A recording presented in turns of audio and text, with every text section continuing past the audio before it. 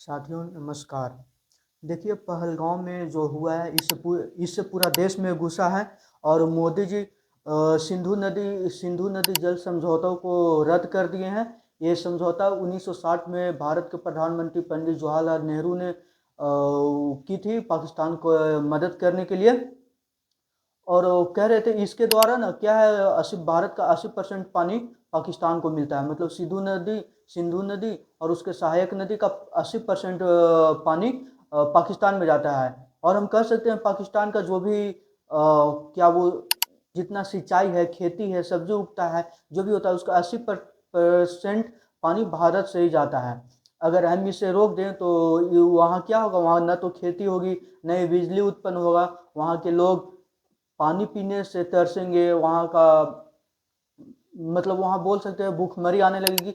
और इसी तरह से धीरे धीरे पाकिस्तान बर्बाद होगा। वहाँ अनाज का दाम बढ़ जाएगा, खेती नहीं होगी तो अनाज का दाम बढ़ जाएगा। एक तो पहले से ही पाकिस्तान में महंगाई है और धीरे धीरे क्या है महंगाई और बढ़ जाएगा। पाकिस्तान को पॉपुलेशन 24 करोड़ है। जब तक ये बात पूरा पाकिस्तान को समझ में नहीं आता है कि जब तक पूरे 24 करोड़ आदमी को ये समझ में नहीं आता है कि हमने ये बहुत बड़ी गलती कर दी है, जब तक वो ससुरा मानेगा नहीं। हम आप बात करें ना, इतना जल्दी नहीं होने वाला है। क्या है ना कि भारत जब पानी रोकेगा तो अचानक तो पानी नहीं रोक देगा ना। तो उसके लिए क्या करेगा, भारत ना बांध बनाएगा। और कोई भी जानते हैं बांध तो पानी में जब बांध बनाना है तो बांध तो तुरंत नहीं बन जाएगा। बांध बनाने में कम से कम 1 साल 2 साल टाइम लगेगा। तो बर्बादी की ओर रास्ता पे अभी से ही चलना शुरू कर दिया है। और देखिए पाकिस्तान अपने बॉर्डर पर कुछ आर्मी को लाना ना शुरू कर दिया है। और धीरे धीरे पाकिस्तान कोई गलती करेगा, हम तो चाहते हैं कि पाकिस्तान उधर से रिएक्ट करे, तब हमको फिर हम अपना बरसा दें। हम भारत ऐसा देश है जो कभी पहले हमला नहीं करता है, लेकिन जो अगर हमला करने लगा तो सोच लीजिए क्या होगा। कहते हैं कि आतंकवादियों का कोई धर्म नहीं होता, तो ये कहाँ से आते हैं, ये कौन लोग हैं जो सिर्फ धर्म देख कर ही मारे लोगों को। अगर ये लोग हिंदू नहीं होते तो इन लोगों का तो आज जान बच जाता। ये कैसे लोग हैं। और यहाँ कहते हैं कि मतलब भारत के लोग कहते हैं कि नहीं आतंकवादी मुस्लिम नहीं है, तो अब हम क्या ही कहें। अब भी लोगों को समझ में नहीं आ रहा है। बिना लोकल सपोर्ट के सब हो नहीं सकता। उसमें क्या है ना 3 आतंकवादी थे और 2 लोकल सपोर्टर थे।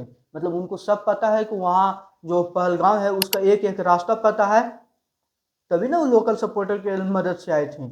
एग्जाम दे के घूमने कोई जाता है, उसी तरह घूमने गया था पहलगाम में। और क्या वो क्या जान रहा था कि हम अपना हॉलीडे मनाने जा रहे हैं, वैकेशन मनाने जा रहे हैं, तो वहाँ जाके आतंकी हमला हो जाएगा। कुछ किसी का शादी 1 महीना पहले हुआ था, 2 महीना पहले हुआ था। कोई एक एयरफोर्स में, तो मतलब तरह तरह के लोग थे। क्या ही बोला जाओ, वहाँ उन लोग को इतना ससुरा वो सब इतना बेशरम है ना। मतलब निहत्थे को तो मार दिया। अरे दम है तो इंडियन आर्मी से भीड़ के दिखाओ, तब न जानेंगे।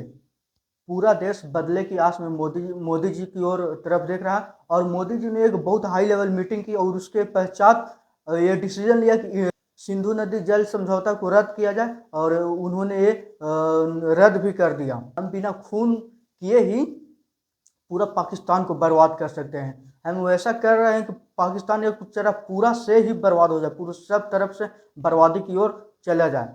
भारत ने भी एडवाइजरी जारी कर दी है कि जो भी भारत में पाकिस्तान के लोग हैं वो यहाँ से चले जाएं। भारत ने अपना दूतावास वहाँ से पाकिस्तान से भी बुला लिया है।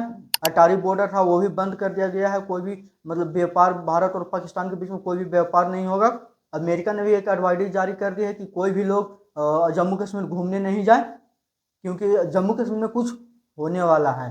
अब समझ जाइए एक हाई लेवल जब आदमी सब बोल रहा है। और क्या है ना इस मुद्दे पर भारत को सभी ओर से सपोर्ट मिला जा रहा है। रशिया भी सपोर्ट कर रहा है, अमेरिका भी सपोर्ट कर रहा है, मेलोनी भी सपोर्ट कर रही हैं।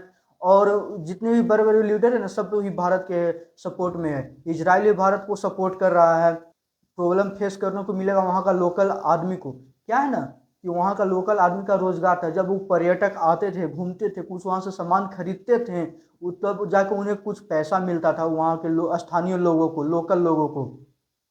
अब वो नहीं आएंगे तो कहाँ से उन लोगों का रोजगार कहाँ चलेगा। वहाँ तो इंडस्ट्री है नहीं, काम कहाँ करेंगे। तो उन लोगों का पर्यटक से बहुत अच्छा व्यापार चल रहा था। तो ससुरा पाकिस्तान वाला को ये सब जलन हो रहा है कि जम्मू कश्मीर कैसे इतना डेवलप्ड कर गया।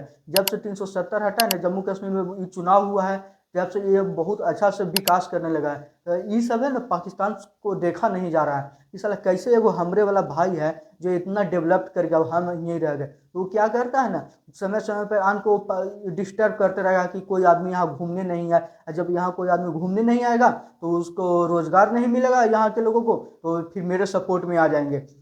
ऐसा तो इन लोग का हाल है, क्या ही बोले। मतलब यही हम बोल सकते हैं कि कश्मीर का विकास पाकिस्तान से नहीं देखा जा रहा है। मैं बहुत स्पष्ट शब्दों में कहना चाहता हूं, जिन्होंने ये हमला किया है उन आतंकियों को और इस हमले की साजिश रचने वालों को उनकी कल्पना से भी बड़ी सजा मिलेगी, सजा मिलकर के रहेगी।